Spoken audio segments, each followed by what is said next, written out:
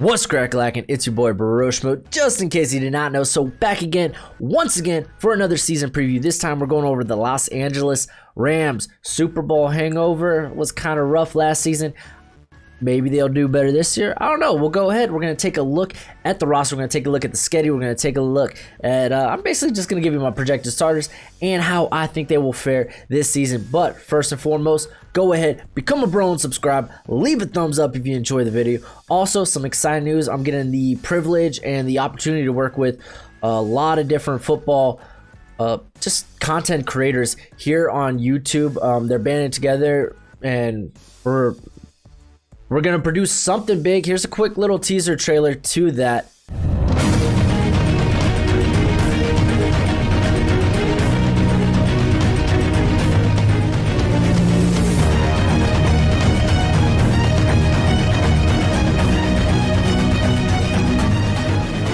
Yeah, I'm really stoked to be a part of this, and it's going to launch at the beginning of July. The handles, social handles, are going to be in the description below, so go ahead, follow those. It's gonna, like I said, it's a bunch of different content creators that typically some are focused on one team, some many, but I love getting all that football intake. And if you do too, just go ahead, follow it. Like I said, it's gonna be popping, it's gonna be fun. And on top of that, I got some more news, some more exciting news. I got a 360. I got it. The Holy Grail.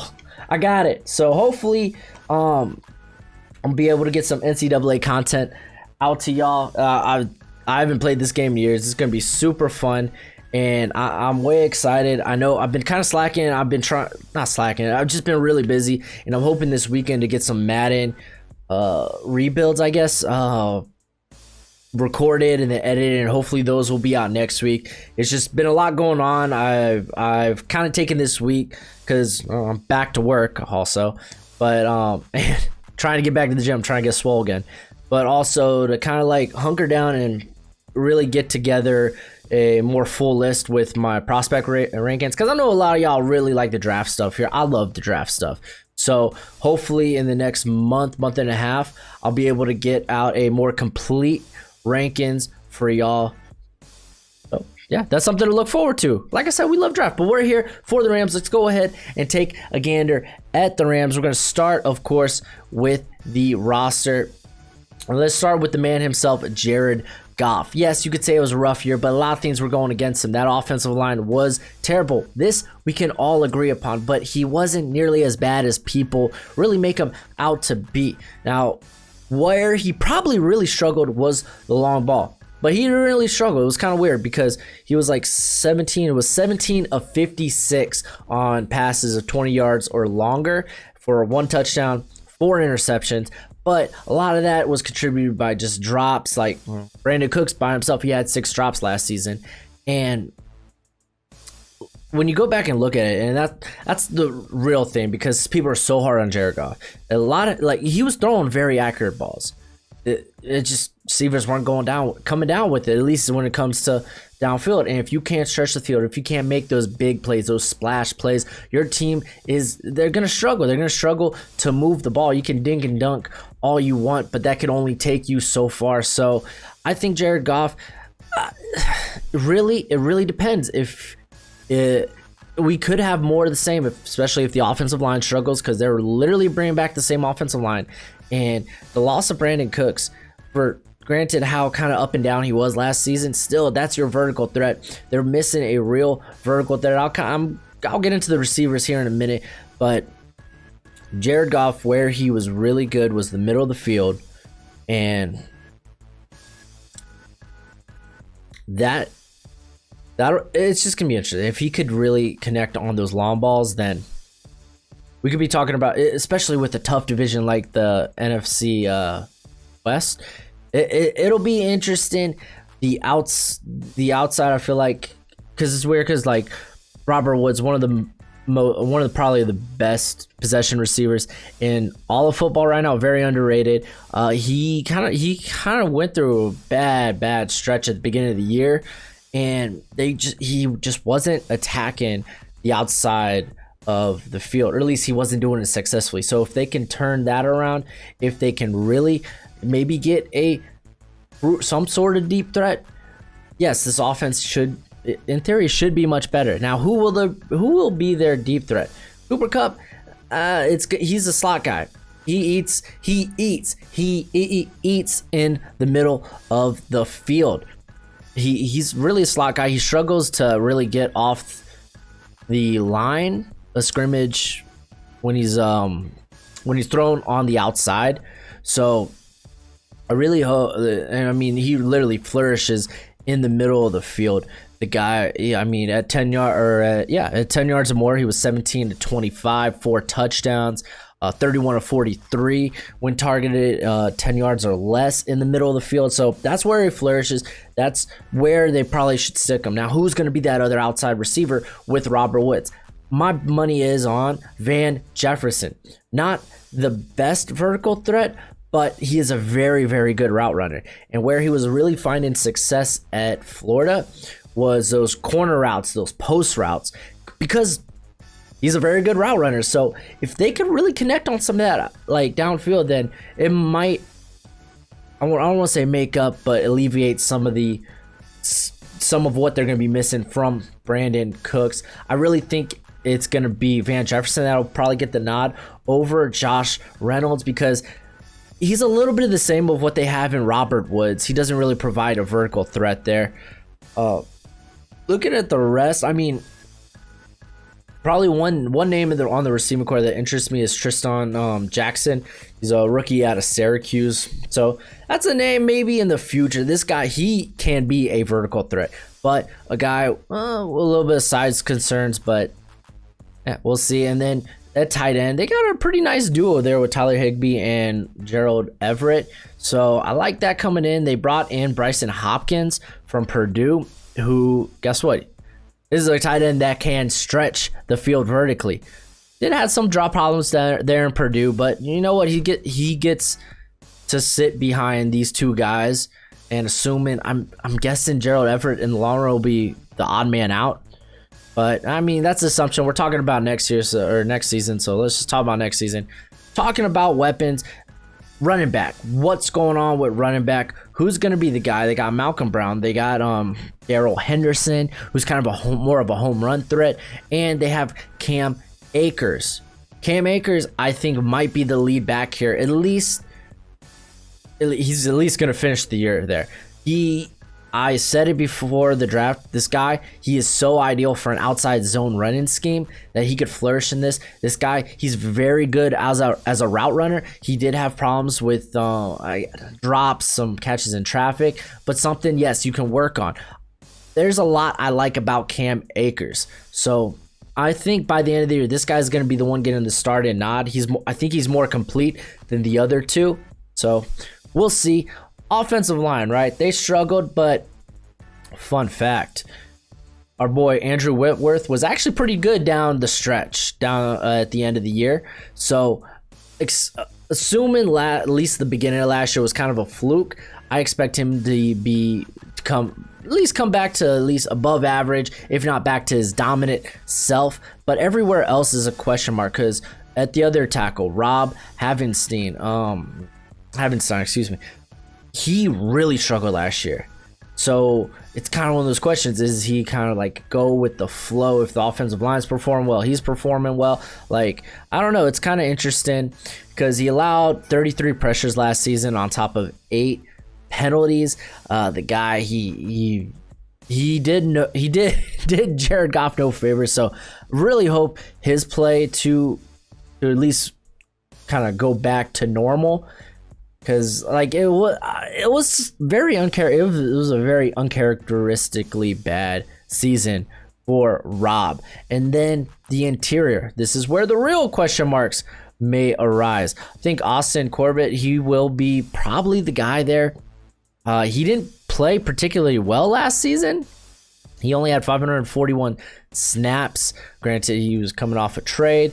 11 pressures, 4 penalties. So it'll be interesting. I think he's better than Noteboom. So there is that. And then at center, really, Brian Allen, man. If he can, I'm assuming he can't recover from COVID. He's a strapping young lad. But he was actually probably outside of Whitworth, because like no one was playing as good as Whitworth at the end of the season. He was probably their most consistently good offensive lineman. He wasn't necessarily great, but he was more so better than the options that they had, because they tried to slide after Allen went down. They tried to slide Austin Blythe into center, and it didn't work well at all. It was about the same, if not much worse play. I think they're going to keep Blythe there at right guard, where hopefully he can play better. He will have David Edwards on his heels there, because David Edwards actually he was pretty solid last season. He allowed 15 pressures, 9 penalties, 10 hurries, a sack. I mean, that was over 554 snaps. So, well, at right guard, excuse me. So it'll be interesting to see what they do, because they do have some young talent. They do have some other guys. They're also bringing in Tremaine Akram, who was the right tackle at Clemson, moving to guard now, which I think very good move. This is a guy that's physically, he's got a decent upside, not that athletic. That's why they move him into the guard. So I think he's actually pretty athletic for a guard. So it'll be interesting to see if his name gets in the mix. He's still got Bobby Evans. Is he going to be kind of used as maybe an heir apparent to one of the tackle positions? Because he wasn't that good last year, but again, rookie year, there was a lot of young guys coming in and playing in on the line that had to, maybe before they're ready. So it'll be interesting. This offense, my biggest question is, will they be able to have those splash plays? Will they be able to move the ball vertically? I don't think they'll have a problem with the dinks and dunks. I don't think they'll have a problem running the football. So it'll be interesting to see. Let's just go ahead and go to the defense. They bring back Michael Brockers after he failed a physical. But you know what, Brockers, he's a pretty solid player in his own right. Probably one of the better run defenders at the tackle position. And they also bring in Ashawn Robinson, who I don't think is actually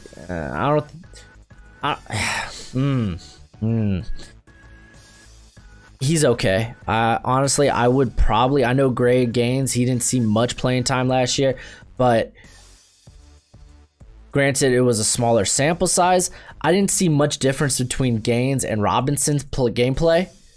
But again, they're paying Robinson, so it'll be interesting to see what they do there on the interior. Aaron Donald, you already know, the guy's the GOAT. He's phenomenal.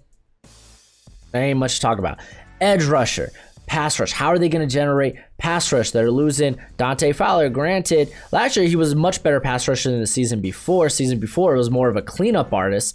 But now they have to replace the pretty good production that they had from Fowler. Who's going to do that? You could say it's Ibukam. But, I mean, he's solid, but he's not like anything special. Which will be interesting. He's a pretty solid run defender, but we'll see. The other guy, probably a couple of names you could throw in there. Terrell Lewis, who they drafted this season, a guy that a lot of people thought would go much higher than he did. He had a really good year last year at Alabama. Really good physical tools, great length. So might see him get some play. They did give a hefty 1-year deal to Leonard Floyd, but he's kind of worse than Sampson, so we'll see there. I know they got him listed inside linebacker. That ain't gonna happen, but yeah. And then you got Okoronkwo, who saw a very limited time, only 115 snaps. He might be in the discussion. He was actually pretty successful in limited snaps.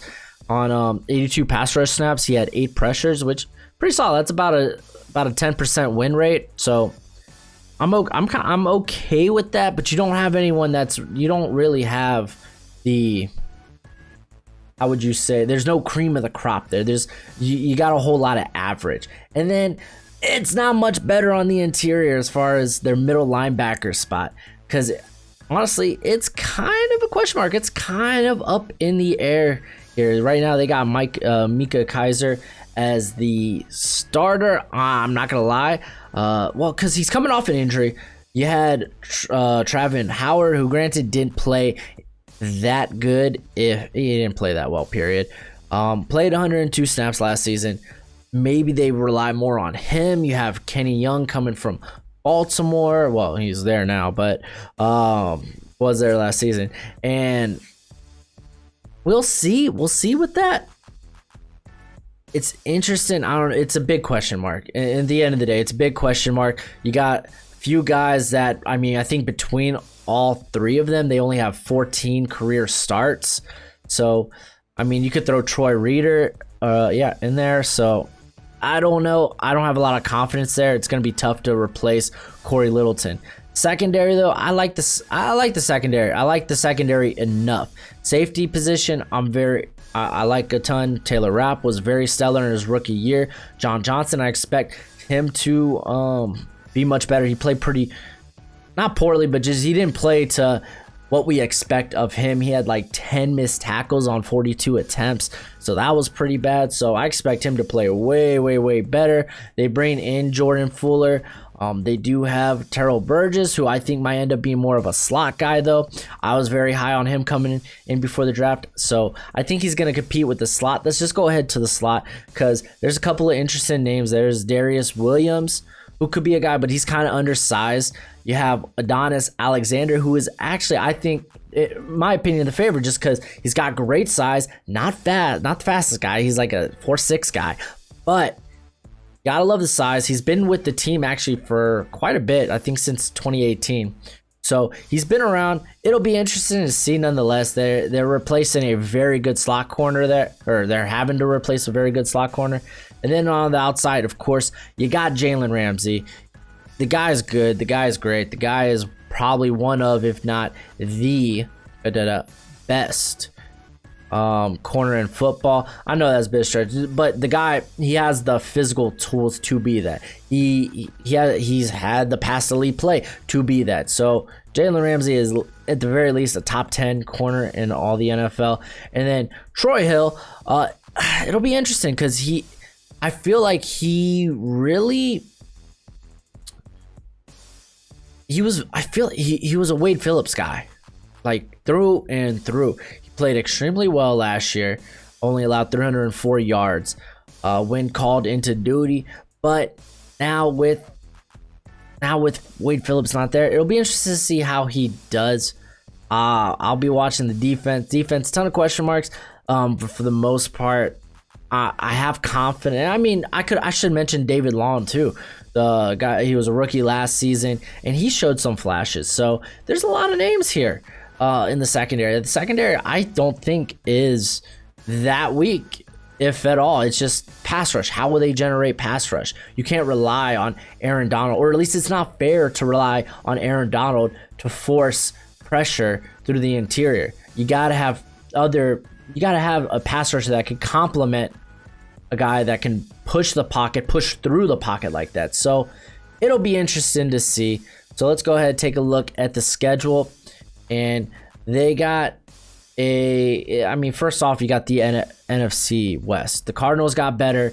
Seahawks are always good. And the Niners, they're coming off a Super Bowl loss. It's going to be a tough division. On top of that, they are going to have to face the AFC East, which, okay, they can do that. I mean, you got teams like the Dolphins, the Jets, and the Patriots all kind of in this weird feels like still they're in the infancy of a rebuild. And the Bills, who added a lot, and they look like a really good contender. So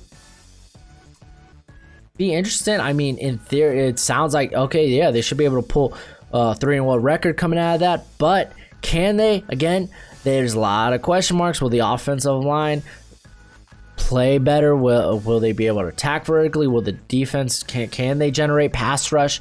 We'll see. So in theory, they should come out of that at the very least 3-1, but it could be like a 2-2 scenario. They will have the NFC. Let's see, what is it? The NFC South? No, the NFC. Excuse me. The NFC East. So Dallas Eagles, both very good squads. Then you get the Giants, who's an up and coming team, and Washington, who's still trying to figure out some stuff. So you would feel at the very least, worst case scenario, they come out 2-2. We'll see. They have Tampa on the radar, or they have Tampa on the schedule. So you maybe you try to get some retribution against Brady. You have the Chicago Bears, which are kind of an enigma depending on who's the quarterback there. So overall, I don't think it's a terrible schedule. I think it's actually a pretty average schedule, and that will be. You'll just see. You'll just see when I make my prediction. But let's just go ahead and let me give you my starters, starting with, of course, Jared Goff himself. I got Cam Akers. I think he's really going to end up winning the job here, at least eventually. Then Robert Woods, Van Jefferson. That's the guy I think if they can stretch the field vertically, it will be him. Cooper Kupp in the slot. Tyler Higbee, I have the starter, but him and Gerald Everett, they're going to see very similar snaps. Then Whitworth, Corbett, Allen, Blythe, and Havenstein. On to the defense. I got Brockers. I got Gaines. Like I said, Ashawn Robinson might end up playing more snaps, but to me, I think it should be Gaines. They were very similar players, granted, very different sample sizes, but this is the guy you drafted. I want to see more of him. Aaron Donald, and then I got Leonard Floyd, and I got Sampson over here, and then I went with Trevin Howard, but really it's flip the coin. Could be Kaiser, could be Reader, could be Young. And then for the secondary, I went with Ramsey, I went with Hill, I went with Adonis Alexander in the slot. A lot of guys probably could come in and fill this role. I think David Long's more of an outside guy. Terrell Burgess is a guy I'm very high on that I think can play the slot. You also have, what was it? Darius Williams. Let me make sure I got that right. Darius Williams. My mind blinked for a second. But I'm giving it to Alexander.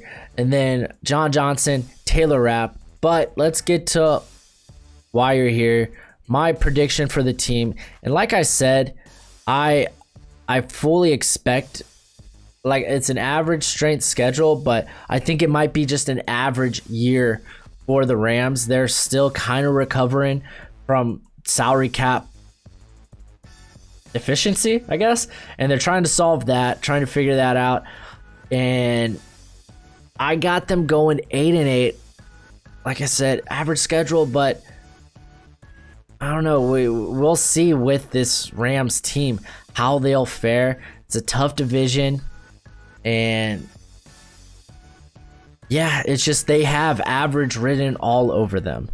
But let me know what you think in the comment section below. And that's it for the video. Go ahead, do that YouTube thing. That's always much appreciated, much obliged. But until next time, you be easy, my friends. Later.